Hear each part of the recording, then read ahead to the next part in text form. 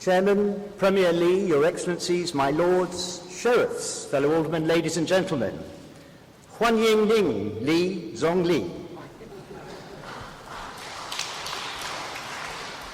It gives me great pleasure to welcome you all to the Mansion House this morning, and it is a particular pleasure to welcome our visitors, friends and partners from China, especially you, Premier Li.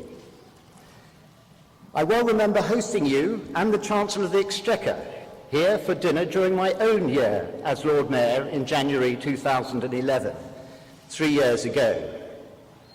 Then our discussions focused upon how to stimulate demand and build up bilateral trade.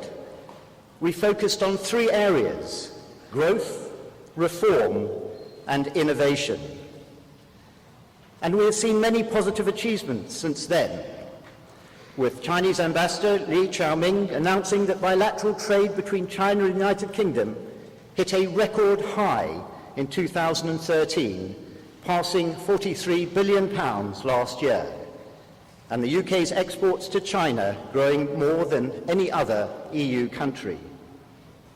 We've also seen huge rises in other areas, with the number of Chinese students studying in the United Kingdom hugely increasing in the last 5 years. China has also made many welcome investments in the United Kingdom, especially in infrastructure, real estate, energy, and transportation. Britain is now among the top 10 nations globally for outbound Chinese investment, attracting more than double the investment of any other nation in Europe. And we are delighted that China sees the United Kingdom as the source of stable and long-term returns. Premier Li, ours is a partnership for the long term. As you said in an article in the Times on Monday, drawing on our complementary strengths, there are many areas for collaboration. We look forward to win-win engagements. Win-win engagements are also the goal for business and government on the United Kingdom side. It is also a priority for the City of London, especially through our RMB initiative and the work to which I am contributing through the UK-China CEO Infrastructure Forum. We want you to see us as partners of choice, and we welcome today's opportunity to delve deeply into how we can work together and strengthen and deepen our partnership even further. 谢谢. Thank you.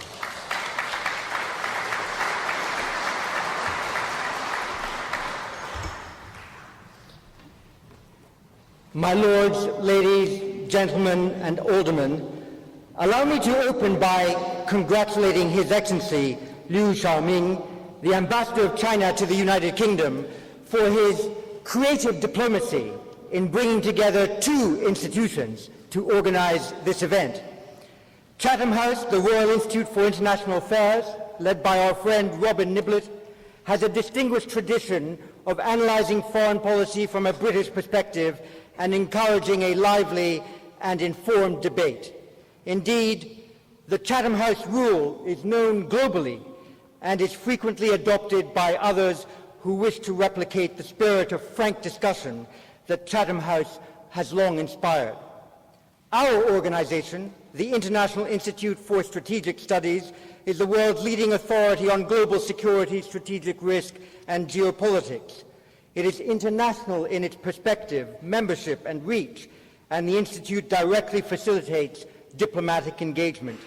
We were delighted earlier this month in Singapore to host the 13th IISS Shangri-La Dialogue that brought together the defense and national security establishments of all the Asia-Pacific states and interested outside powers to encourage defense consultations in pursuit of peace and stability in the region. Everyone wants to know and understand China better. It is therefore a great honor and privilege for Chatham House and the IISS to collaborate on this occasion to host at Mansion House this keynote address. His Excellency Li Keqiang, born in 1955, is China's youngest Premier of the State Council.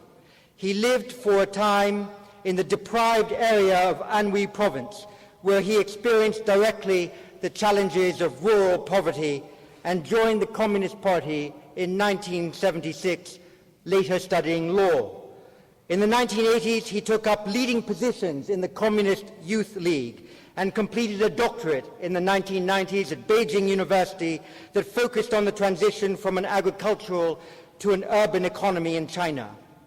Now, as Premier, one of his signature policy initiatives is a new type of urbanization for China.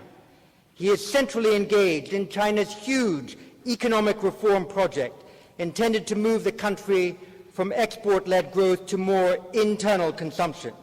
He is known as a master of detail, a strong manager, and has even been referred to as the father of China's modern welfare state. Premier Li Keqiang, your visit to the United Kingdom is very important to strengthen the diplomatic, political, commercial, and financial links with this country. But it is also vital during this visit that the people of the United Kingdom have a chance to hear directly from you about China's vision for itself and the world. This keynote speech offers that opportunity, and we all look forward to your remarks. Premier Li Keqiang, the floor and this podium are yours.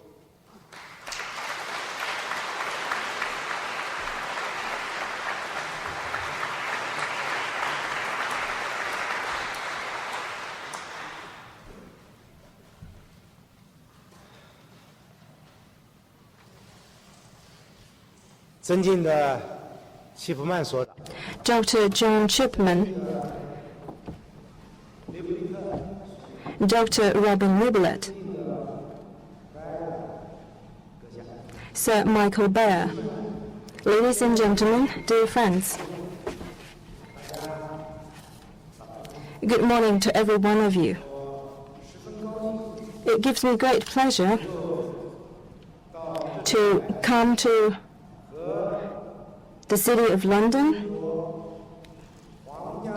and meet with you, researchers and members of the Chatham House and the International Institute for Strategic Studies. These two organizations are both world-renowned leading think tanks. They're indeed of first rate. Either of you can hold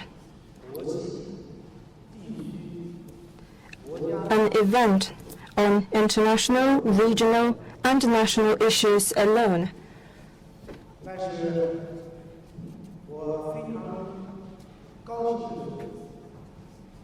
I'm really happy to see that today's event is jointly organized by these two think tanks.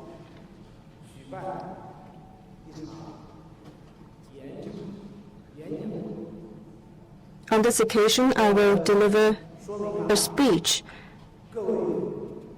This shows that you attach a great deal of importance to China. It also shows that you do have profound wisdom.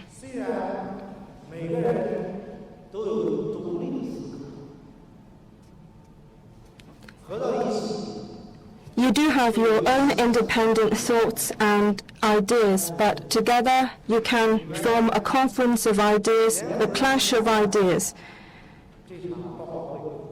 So we are hosting this event together. It reflects an open mind, an inclusive mind. So let me offer my admiration to you. Inclusiveness is the mark of human civilization and progress. Chinese thinkers in ancient China valued the notion of harmony without uniformity. And and believed in peace as being the most precious.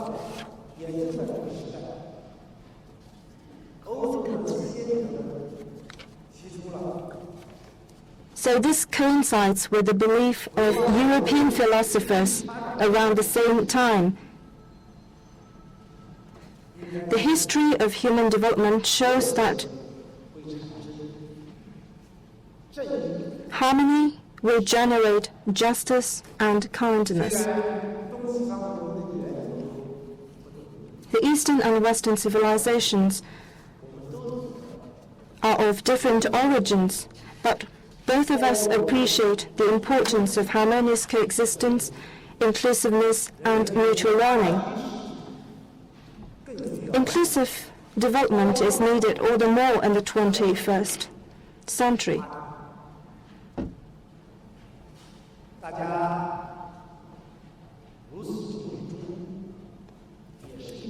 You attach great importance to China. This also reflects your inclusiveness. The UK was the first country to complete industrialization, while China remains a developing country.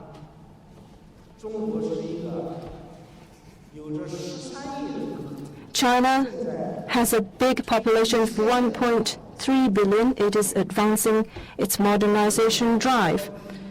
So your interest in China is also about whether the world can achieve inclusive development.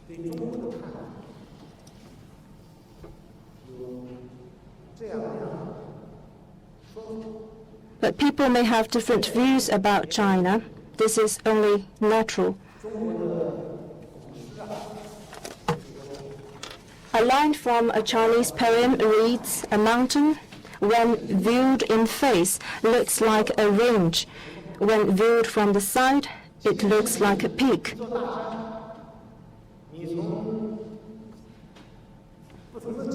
So that is to say, a big mountain may leave you with different impressions when seen from different angles.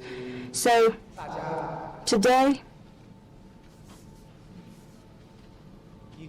I would like to provide you with a full picture of China to help you better understand China. Of course, China is a big country and a populous country. It will be difficult for me to present a whole picture to you in such a short time, so I will just present you with the key facts. After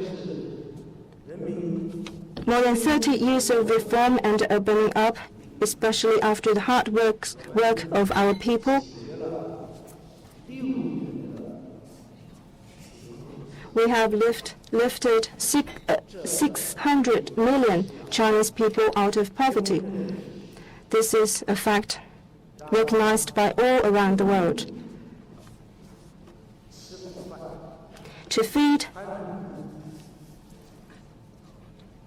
the 600 million people, to provide them with the basic living conditions, to ensure their right to survival, and give them access to a dignified life.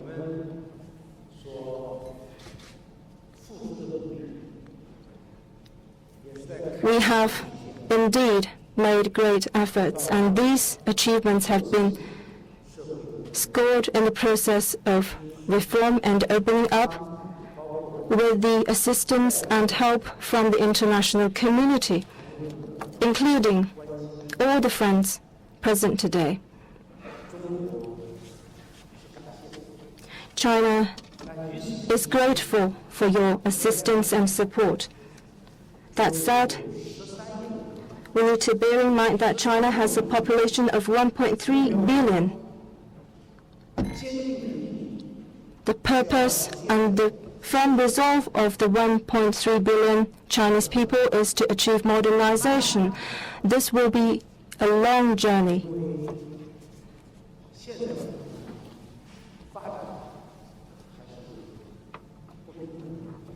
because now in China development is uneven.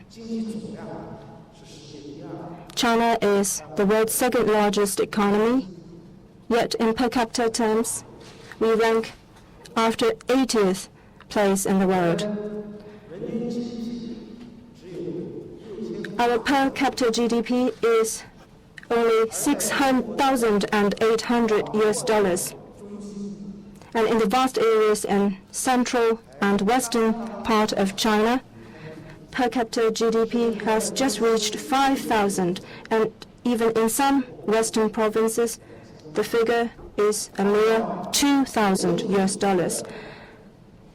By the standards of international organizations, still 200 million Chinese are living below the poverty line. So this is the challenges we face.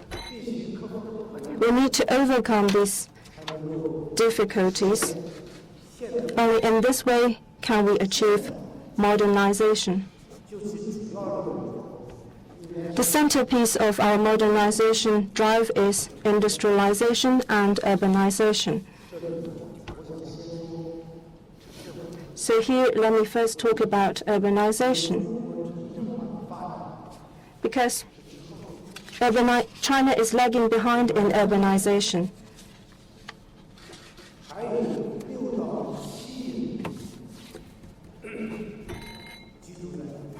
There are still 600 to 700 million Chinese people living in rural areas. And due to China's special national conditions, 200 million Chinese farmers, although they are working in cities, due to limited financial resources and public services,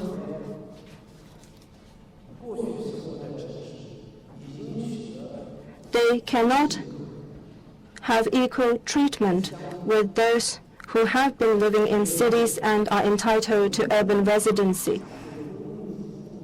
They do not have the equal access to the public services. In addition, 100 million Chinese are still living in rundown areas in cities. I guess many of you have been to China,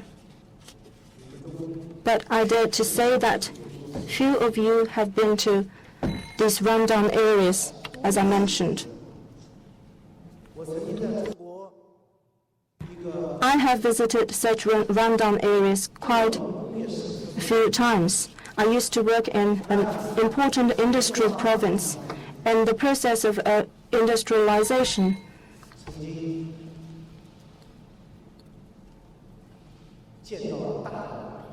this province has seen the emergence of a large number of rundown areas, and these rundown areas have existed for decades.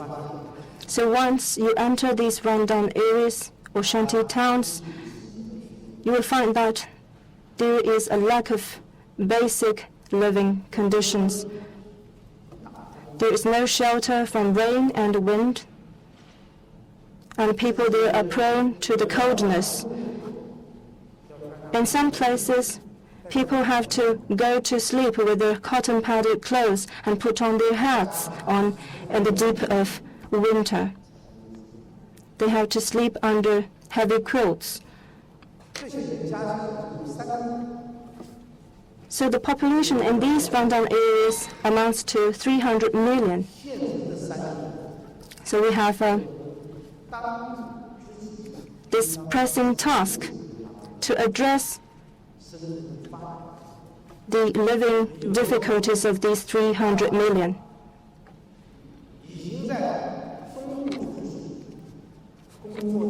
That is to say, for the 100 million farmers working in cities can enjoy access to public services and urban residency in the eastern part of China. And for another 100 million, on their own will, they can choose to be urbanized in nearby cities and towns in central and western part. Because there's not such big accommodation capacity in eastern part of China. Many of you have been to cities like Beijing and Shanghai with a population of more than 10 million. If such cities continue to grow, there will be big headaches for transportation or safe potable water.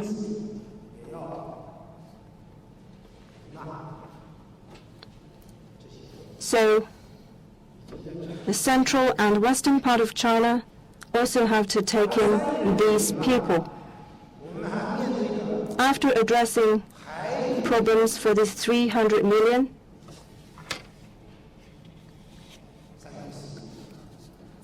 we still have another 300 to 400 million.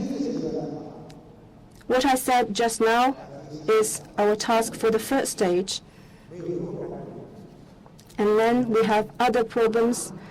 So it will take us several years, 5, 8, or 10 years to address these challenges. And these challenges will only be more difficult after that.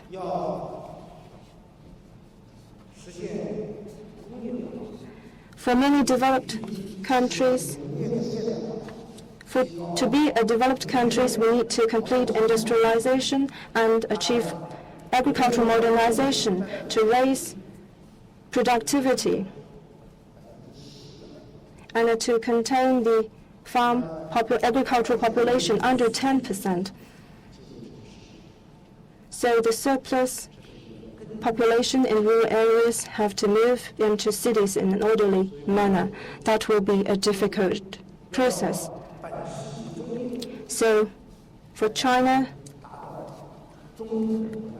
to be at the level of a medium-level income country and achieve modernization with Chinese characteristics, it will be at the mid of this century.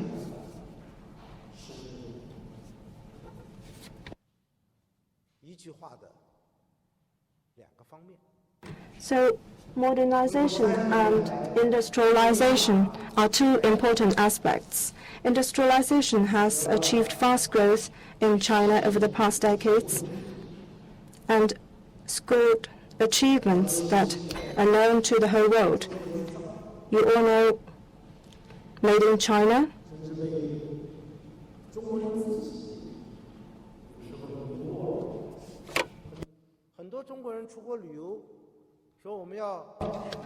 Many Chinese tourists go to other countries. They want to buy something from abroad to give them as a gift to their families and relatives at home. They only find out that these products, the tags attached to them, they find such words as Made in China. So these products made in China have traveled the world and then come back to China. But the products China make are mainly low to medium level products. So China has to go to higher level.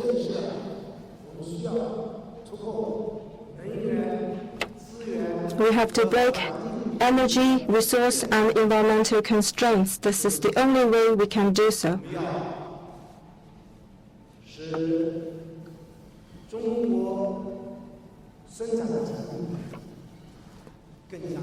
We need to ensure that products made in China are less energy and resources intensive.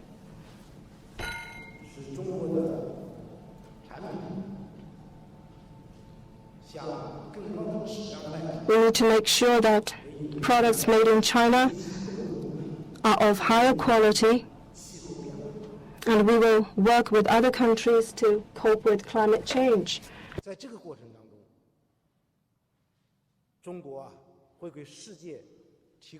In this process, China will bring huge business opportunities to the whole world. According to our estimates, in the next 5 years, we will import more than $10 trillion worth of goods. Because without import, we will not be making exports. Trade imbalance is not the ideal way.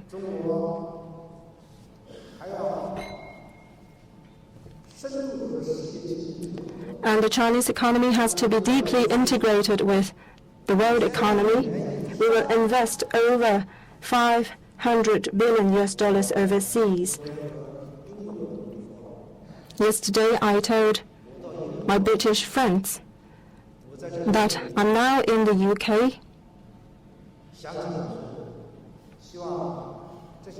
I want to tell you that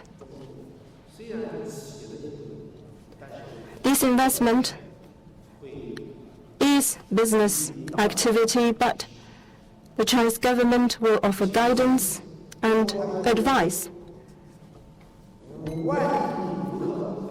In addition, outbound visits by Chinese tourists will exceed 500 million. In 2013, 100 million Chinese tourists went abroad. As further progress is made in industrialization and urbanization, more tourists will go abroad, including to the UK. I'm told that this building is has a history of 250 years. I don't know whether this building is open to the public, but I do believe that there are many places that need to be visited by Chinese tourists. So you are a big draw to Chinese tourists. China faces varied challenges on the way ahead. The two challenges I mentioned just now are unprecedented in human history. That is the modernization of 1.3 billion population, including the way to industrialization and urbanization. We do need a lot of hard work to do to explore this path. After decades of development, our growth rate has somewhat moderated. We have near double-digit growth rate in the past. And in recent years, our growth rate has been around 7.5%. There have been some discussions saying that the Chinese economy is slowing down. They're worried whether the Chinese economy will head to a hard landing. Here I will be very frank, and I will also make this point very solemnly, that is, this will not happen. The reasons I have mentioned just now, because China is in the process of urbanization and industrialization. Uneven development in China between urban and rural areas and among different regions are in themselves huge potential. They will bring enormous domestic demand as long as we keep to the right direction and continue our hard work. Use our Oriental wisdom. Of course, we will also draw on the wisdom from the West. I do believe that the Chinese economy will maintain a medium to high level growth rate in the long run.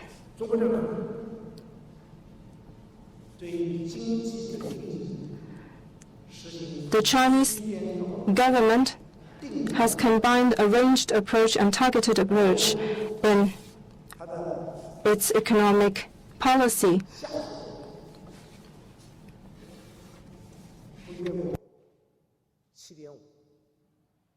So the minimum growth rate we expect is 7.5% to ensure job creation. And the ceiling, that is CPI growth, will not exceed 3.5, so that people's lives will not be affected.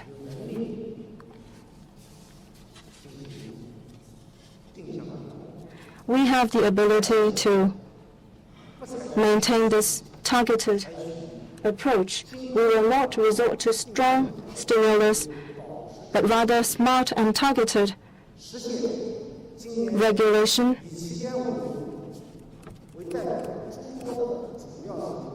to ensure that major economic indicators, including a 7.5% growth target, remain and ensure sustained rate in the future. Our economic size is 9 trillion, an annual growth rate of 7.5% will be translated into 1 trillion. This is roughly about the economic size of a medium-income country. This is no easy job. If China can accomplish this, China will have a good foundation for further growth and bring business opportunities to all of you. Now, I've mentioned a mouthful of economic statistics. You may not be interested in this because I know think tanks are devoted to things, to thinking, which is more abstract than figures and mathematics, and which looks more visionary and full of wisdom. But anyway, figures are the foundation. I'm not playing a game of figures. I just want to drive home my message. That is, China will continue to reduce poverty, continue to pursue balanced development, sound and sustainable development, and this will provide huge opportunities for the world. For China to continue its development, we should steadily advance modernization, and this requires a peaceful international environment and a stable neighboring environment. Without such an environment, we cannot really concentrate ourselves in domestic development. It is as simple as that. It is a simple logic.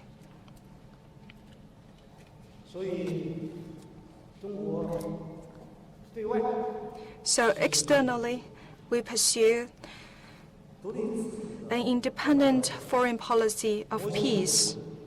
What we want to achieve is peaceful development, a path of peaceful development.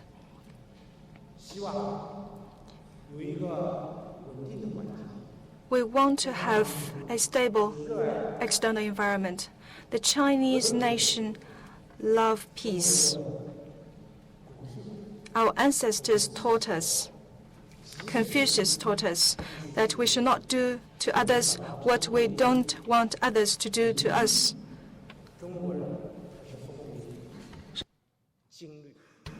So we regard this as a sacred edict.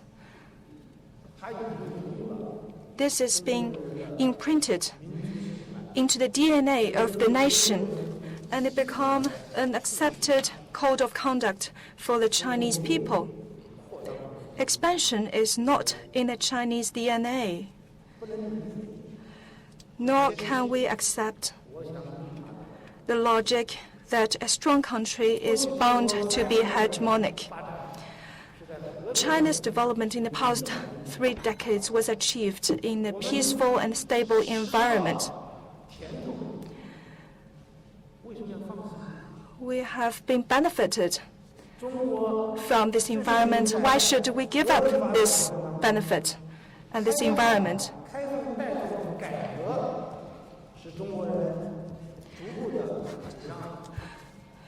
We were pursuing peaceful and open development, and this has led us to greater prosperity. Why should us abandon what we have achieved and the achievements we have gained? China is also a major responsible country. We stand for mutual respect, equality, and peaceful coexistence among countries, and acts in the spirit of the UN Charter and norms governing international relations. We call for peaceful settlement of disputes and conflicts through diplomatic channels, and opposes the use of force or interference in other countries' internal affairs. We are steadfast in pursuing the path of peaceful development and follow the win-win strategy of opening up. We are ready to work with other countries around the world to foster an international environment of enduring peace. Over the years, China has contributed significantly to peace and stability in Asia. Thanks to the common ground China reached with neighboring countries for cooperation and win-win progress, a sound atmosphere has been created for handling differences through negotiations and consultation. Hence, the prosperity and development in East Asia today. China follows a neighborhood policy of building partnership and friendship with surrounding countries, and wants to live in peace with all of them. Yet, for those acts of provoking incidents and undermining peace, China will have to take resolute measures to stop them, so as to prevent the situation from getting out of the control. This itself is to uphold order and stability of the region, and bring the situation back to the track of dialogue and negotiations. We believe that as long as countries in the region could engage in dialogue and negotiations with sincerity and in good faith, the environment of peace and tranquility will be maintained. History tells us war means the failure of human wisdom. Peace is the result of reflecting on disasters and sufferings. Yesterday, I was at Downing 10, and I saw on the wall 2 portraits of Prime Minister Winston Churchill. He once said, "In history lies all the secrets of statecraft. Those that fail to learn from history are doomed to repeat it." We should draw the lessons offered by history, face up squarely to history, be future-oriented, so as to promote international peace, the political settlement of regional issues, and jointly respond to various traditional and non-traditional security threats, and uphold global prosperity and development. This is very important external environment for us. You might want to ask me, now you've described to us the goals and targets of China, but in China, what are the internal conditions that will be improved? Well, let me stress one point here: reform. For over 30 years, China has made huge progress. Reform and opening up has been the key. I once worked in the Chinese village. I was the village head. At that time, it was the planned economy. Every day, I got up early and worked deep into the nights to assign workloads to over several hundreds of villages, every day what they should do each. Indeed, this was no easy task. After 1 year hard work, few people can make a decent meal. Now, after introduction of reform, especially the household registration responsibility reform, farmers had a right to decide what crops to grow and how to grow them. In a few years' time, food was no longer a problem. This shows everyone has the potential for further development, especially when combined with the energy and ingenuity of hundreds of millions of Chinese people and with the potential of a huge market. Many things can be done. Yes, the economy is slowing down, but how to sustain medium to high growth in the long run, we need to depend on the market.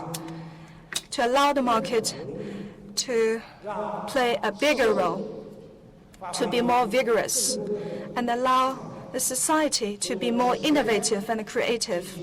So first of all, the thing we did was to carry out a self-imposed reform of the government, to let go all the powers that are not within the government responsibility and leave those matters that should be handled by the market to the market.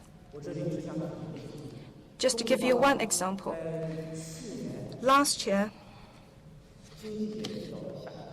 we were under downside pressure.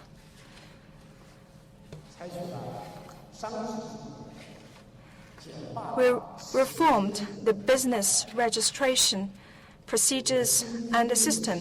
As a result, newly registered businesses increased by over 30% in 2013 alone. And in this year, the trend continued. It will even overshoot the figure.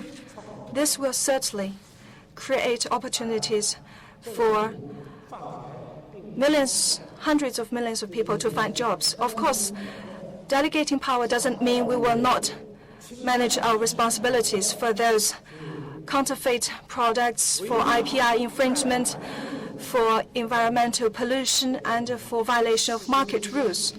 We will carry out law-based oversight and punishment so as to create a real level playing field for the marketplace.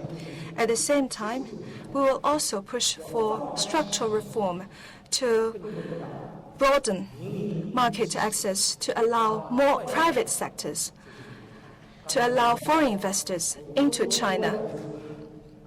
Now, just like one said, for China's overseas investment campaign, we would like to make UK one of the priority destinations. We also welcome British companies to make China as a priority choice for investment as well.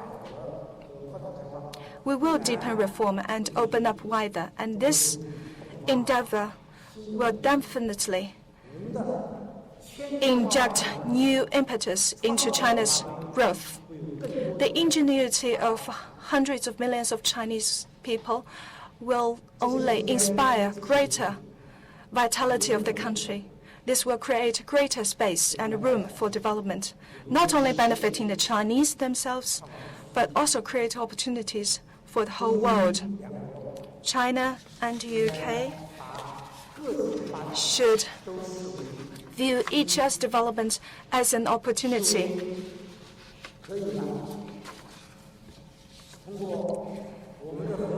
Through our cooperation,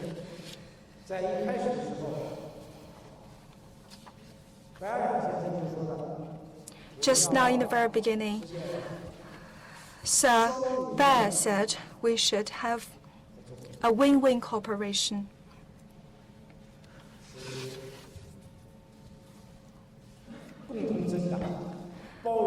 A partnership for growth and inclusive development to the benefit of two peoples and the whole world. During my current visit, I had meetings and talks with your leaders in an in-depth and frank manner. We issued a joint statement between the two governments. We both agreed to enhance mutual political trust, respect each other, engaged in equal-footed dialogue, respect each other's core interests and major concerns. We believe our development is for common growth. We should not only pursue a bigger size, but also of richer content. In particular, we can study and share experience in thinking and approach in science, technology, education, and culture, because all this will provide a sustaining driving force for continued growth of the relationship. We also agreed to increase people-to-people exchanges. The British government has agreed to simplify the visa formalities and procedures for Chinese nationals coming to Britain. This will certainly save time for more Chinese to come here. Certainly, we will also ask those Chinese nationals to obey local laws and regulations, respect local customs and habits. When 1.3 billion Chinese people go abroad, certainly it will not be in a rush. They will move out gradually. I'm sure UK will gradually provide conditions like services and other amenities to Chinese tourists. We will also do our part. By working together, we will make our growth healthier and more sustainable. Ladies and gentlemen, the British culture values scientific thinking, good reasoning, and accommodation of others, while it is China's tradition to emphasize openness, inclusiveness, and mutual learning. China and UK, though thousands of miles apart, are actually distant neighbors. Our respective science and technology, cultural and arts, as well as academic thinking, each having its proud tradition, have been a source of mutual inspiration. We are partners of civilization. We are not really that far apart. Shakespeare's Romeo and Juliet is really popular in China, while the Peony Pavilion, composed by the Chinese writer Tang Xianzu of the Ming Dynasty, has been put on stage here in the UK. The British use English as their mother tongue, while in China today, 300 million Chinese are learning English, perhaps more than any other country in the world, or most of the countries in the world. And though China was where tea was first discovered, the British people, it is said, on average, drink more tea than most people in the world.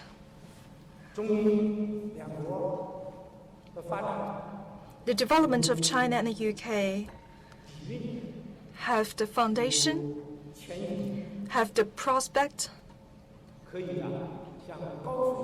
and are well positioned to move higher.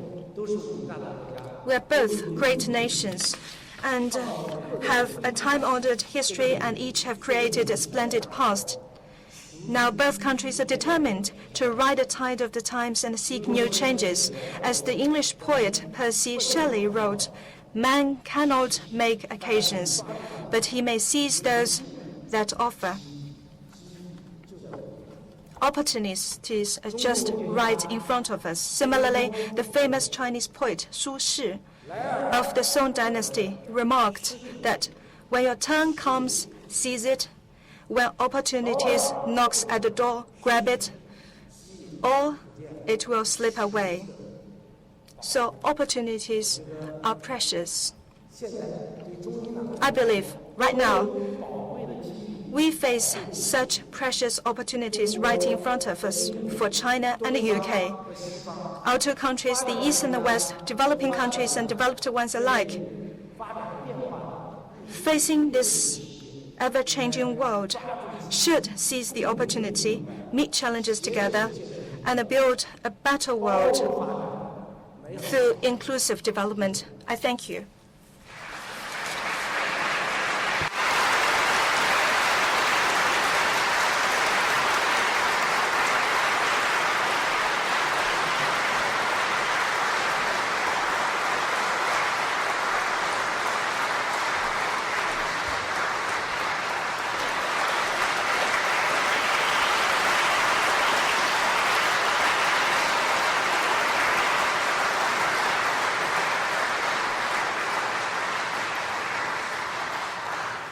Thank you very much indeed.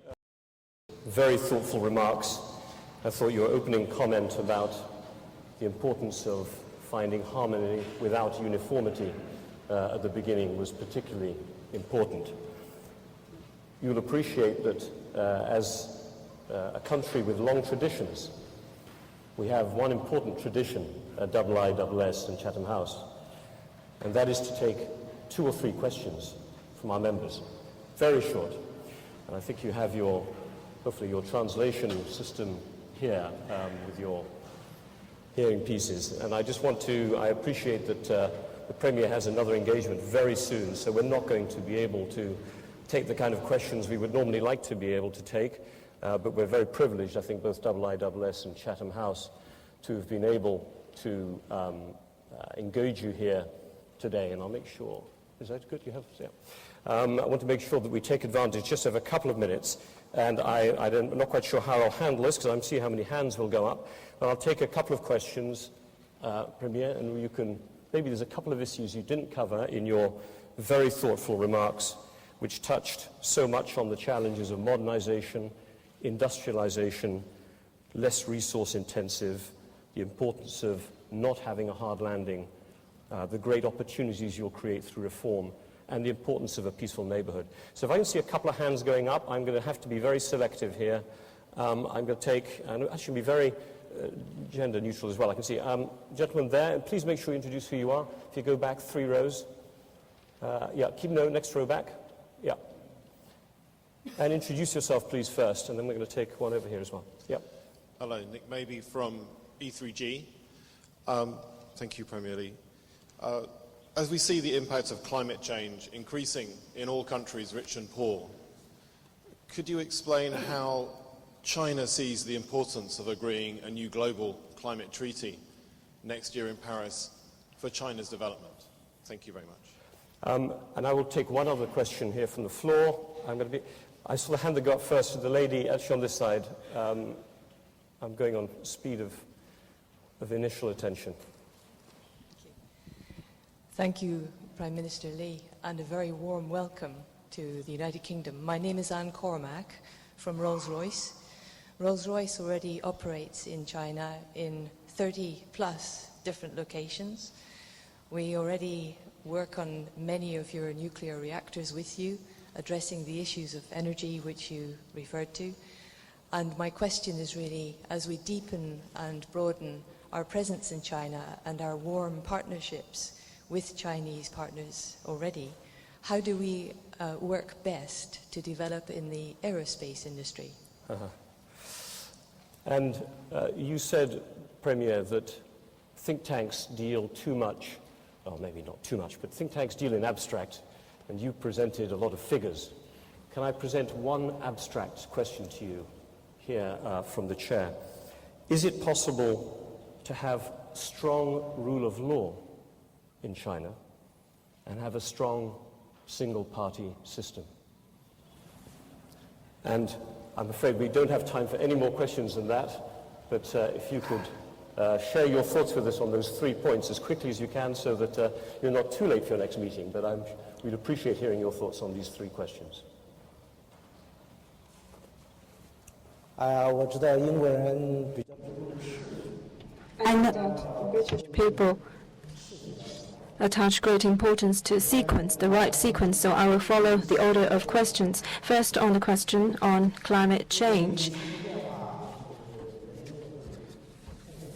The response to climate change is a shared responsibility of all mankind. China, in its process of modernization, industrialization, and urbanization, has set up the principles of a new type of industrialization and a new type of urbanization. By new type, I mean that we need to be energy conservative, low carbon, and we need to go for green growth.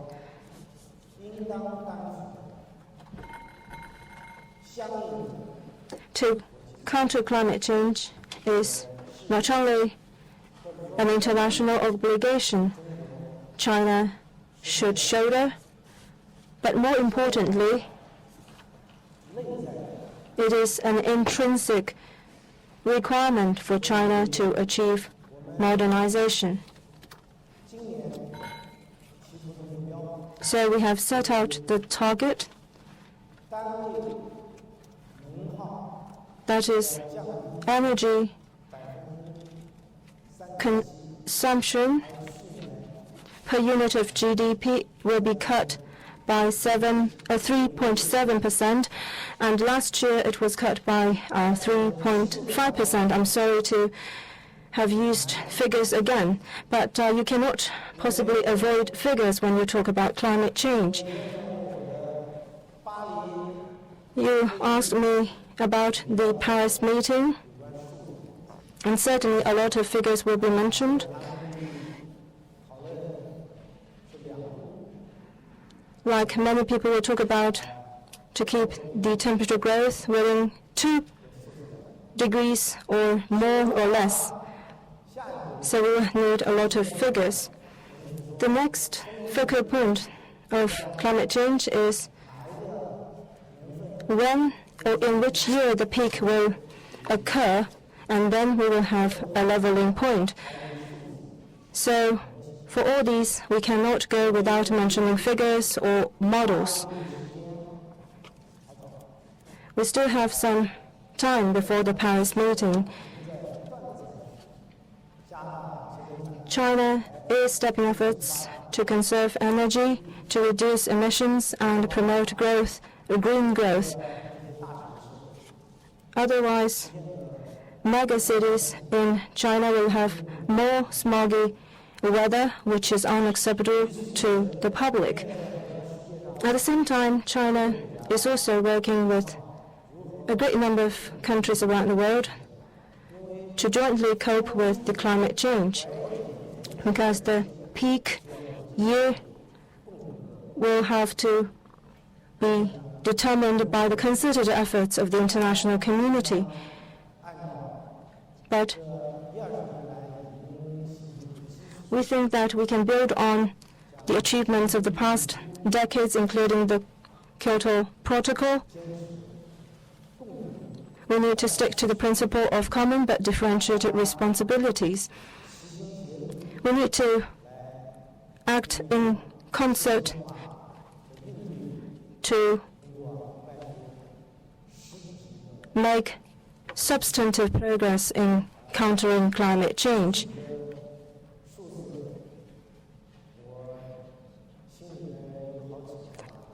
I have some ideas in my mind, but our moderator has reminded me that in this place, in these think tanks with a lot of thinking, so it is better to reduce the use of numbers, so I will not produce these specific numbers.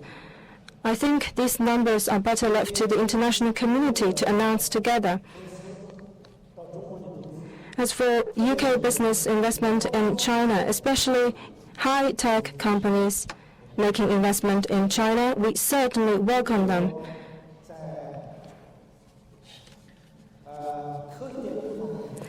In terms of science and technology research, the UK is a world leader. In the conversion of scientific theories, you're also a world leader. I don't know whether this lady is a member of the think tanks or the company.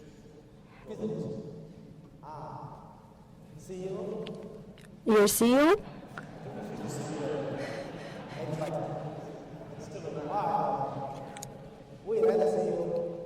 Future CEO. Congratulations.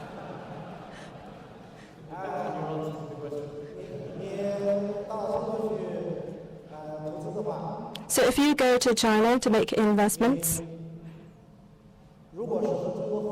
if you work with your Chinese counterparts or you work alone to register your establishment and become a company expanding its business in China, you will be entitled to equal treatment with your Chinese counterparts. We give equal treatment to both domestic and foreign companies. China is opening wider to the world.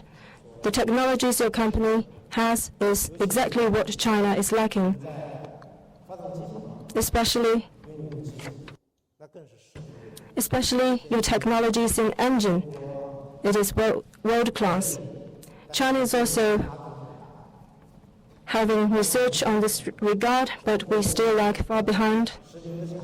So we can join forces to localize your technologies and explore other markets. If you become a CEO, I do believe that there will be a lot of Chinese companies wanting to enter into partnership with you.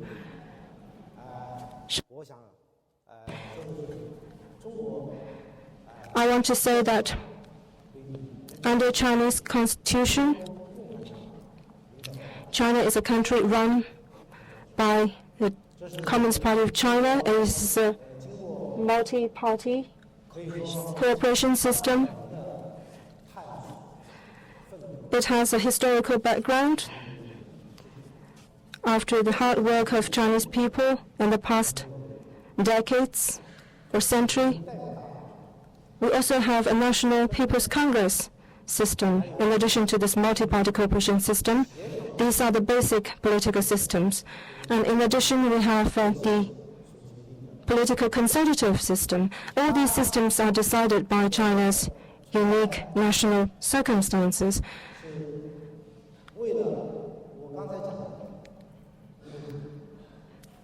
So these systems exist for the purpose I have mentioned. That is, China will be a modernized country and people will enjoy a better life. Shipman, who will now close the session. Thank you very much for your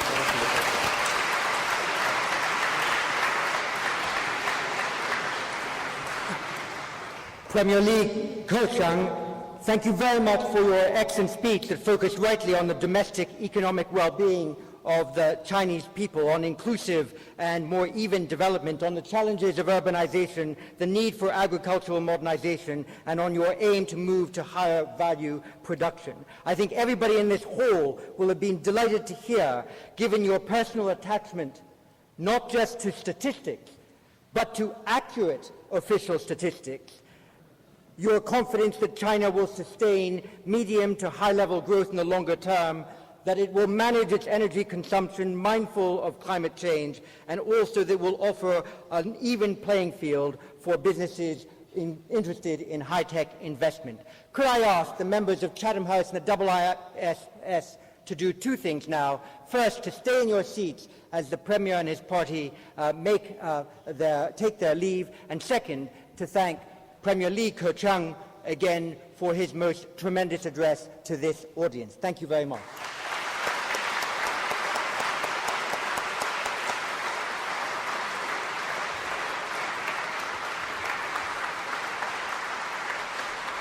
Thank you again, sir. Thank you very much. George will be happy.